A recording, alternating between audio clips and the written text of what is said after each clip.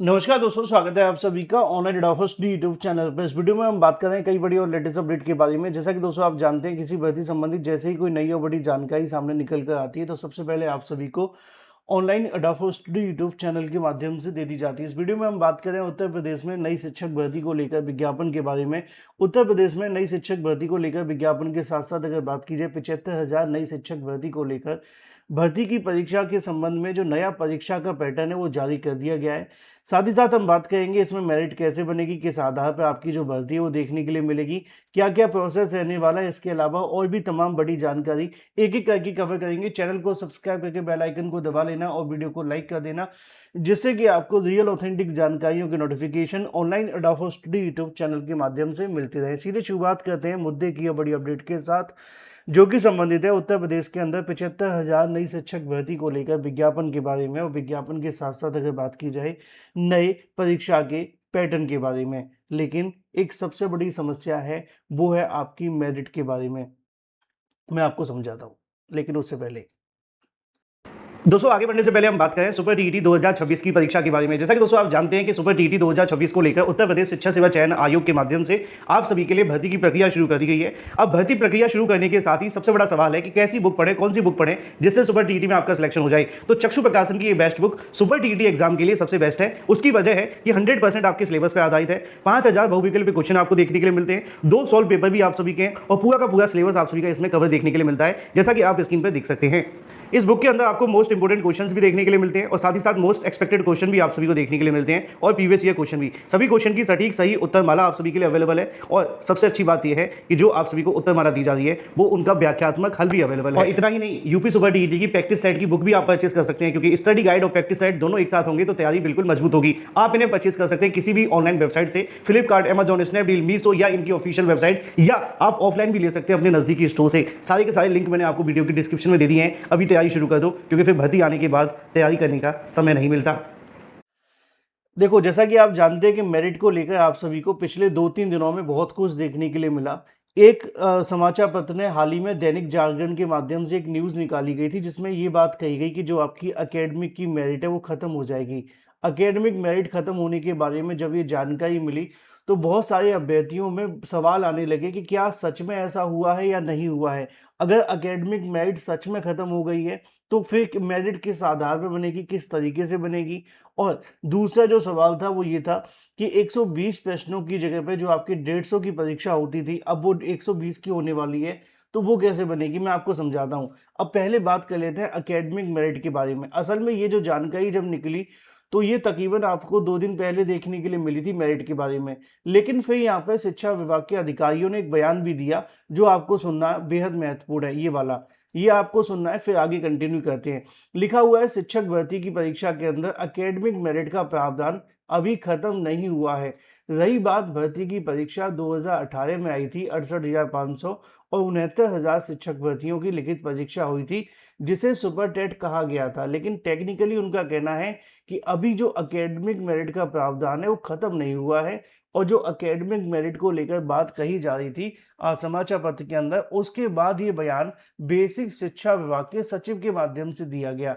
अब इसका मतलब क्या है? इसका मतलब एक तरीके से यही हुआ कि या तो जो आपकी एकेडमिक मेरिट है वो पूरे तरीके से अभी फाइनल नहीं हुआ है इस पर, ठीक है, पहला। दूसरा क्या है वो आप यहाँ पर देखो, लिखा हुआ है कि चयन की प्रक्रिया 120 प्रश्नों की होगी, जिसमें आपको 360 अंक मिलेंगे। लिखित परीक्षा के आधार पर ही आपको जो चयन है वो देखने के लिए मिलेगा। भर्ती के नियम तय करने का अधिकार बेसिक शिक्षा परिषद के पास है।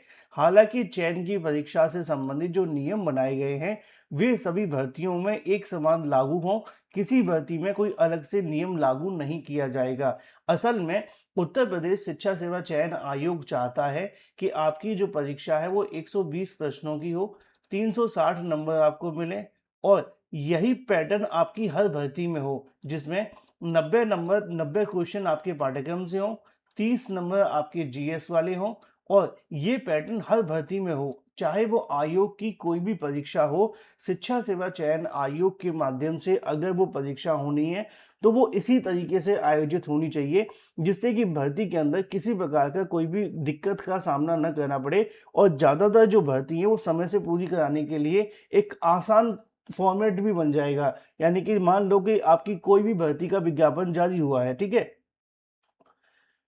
चाहे वो प्राथमिक का हो या फिर टीजीटी का हो, तो आयोग के सामने एक सबसे अच्छा प्रोसेस ये रहेगा कि हर एक भर्ती के अंदर 120 प्रश्न की ही परीक्षा होगी और 360 नंबर ही देने होंगे। तो आयोग को ज़्यादा चेंजेस करने की आवश्यकता नहीं पड़ेगी। लेकिन सवाल होगा मेरिट को लेकर, क्योंकि अब जो एकेडमिक मेरिट के बारे में सुरेंद्र तिवारी जो है वो सचिव हैं उत्तर प्रदेश बेसिक शिक्षा परिषद के। अब इनके हाथ में है वो क्या करते हैं। अगर ये कहते हैं कि भी एकेडमिक को हटा दें, तो भी इनको भी इनसे ऊपर सरकार है, सरकार से परमिशन लेनी होगी। अगर शासन इनकी बात से सहमत होता है, हाँ एकेडमिक हटा देते हैं, तो हट जाएगी। दूसरा कौन है, उत्तर प्रदेश शिक्षा सेवा चयन आयोग। इनका काम सिर्फ भर्ती कराना है, भर्ती के लिए परीक्षा कराना है। नियम क्या होंगे वो संबंधित विभाग तय करेगा। आपने देखा होगा जब आपकी टीजीटी की वैकेंसी आती है, तो टीजीटी के लिए जो आपको नियम बना करके माध्यमिक शिक्षा विभाग देता है, उन्हीं को ये फॉलो करते हैं। ये अपनी तरफ से कोई नियम नहीं बनाएंगे जब तक उनकी तरफ से परमिशन नहीं मिलेगी। या तो वो नियम में बदलाव कर दें तो वो लागू हो जाएगा।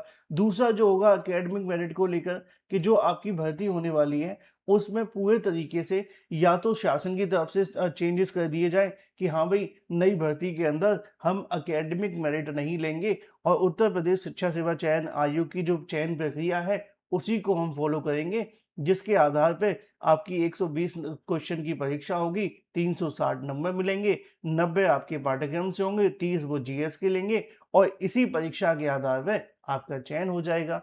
तो टेक्निकली अब ये उत्तर प्रदेश शिक्षा सेवा चयन आयोग के हाथ में तो है, लेकिन शासन की परमिशन के बिना संभव भी नहीं है। इसीलिए मैंने यहाँ पे लिखा है कि मेरिट के आधार पर भी भर्ती हो सकती है, क्योंकि जो बेसिक शिक्षा के सचिव हैं उन्होंने इस बात को तय कर दिया है। ये जो जानकारी 2 दिन पहले आई थी वो पूरे तरीके से अलग थी। अब यहाँ पे उन्होंने, आयोग ने लिखा भी हुआ है कि ये अधिकार बेसिक शिक्षा परिषद का है। हालांकि आयोग चाहता है कि किसी भर्ती में कोई अलग से नियम लागू न किया जाए। दूसरी बात, इसमें 1/3 की नेगेटिव मार्किंग तो होगी।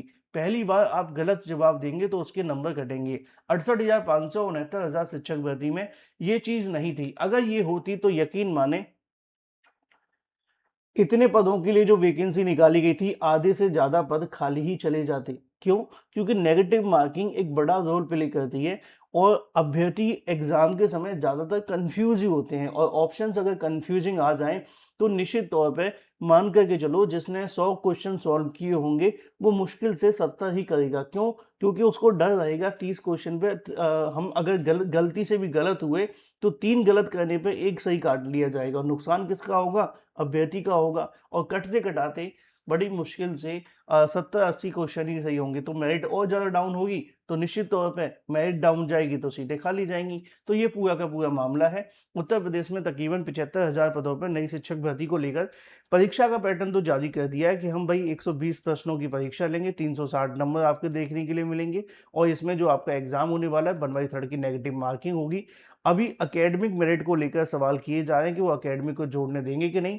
बेसिक शिक्षा विभाग का कहना है हम तो एकेडमिक अभी रखे हुए हैं, हमने अभी एकेडमिक नहीं हटाई है। आयोग का कहना है कि हम किसी प्रकार का कोई भी अलग से नियम किसी भर्ती में लागू नहीं करेंगे, हर भर्ती में एक ही नियम लागू करेंगे। अब देखना ये होगा कि किस तरीके से होता है। तो वहीं दूसरी तरफ शिक्षा मित्रों के भारांक को लेकर ही मामला फंसेगा, क्योंकि सुप्रीम कोर्ट के अंदर एक मौका मिला है। हालांकि भारांक में कुछ स्पष्ट नहीं किया गया, लेकिन अगर भारांक नहीं मिला तो भर्ती फंस जाएगी।